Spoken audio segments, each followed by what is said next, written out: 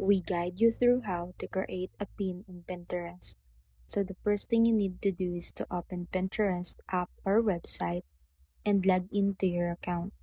On the home screen, look for Create button marked with the plus icon, usually located at the top of the page. Click it, then select Create Pin. Next, upload the image or video you want to share from your device. After uploading, add a clear title and write a short description that explains what your pin is about, including relevant keywords so people can easily find it. Then paste your destination link if you want viewers to visit a website, blog, or product page when they click your pin.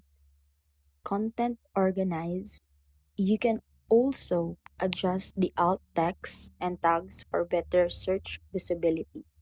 Once everything looks good, simply click publish and your pin will instantly appear on your selected board for others to discover, save, and share on the Pinterest.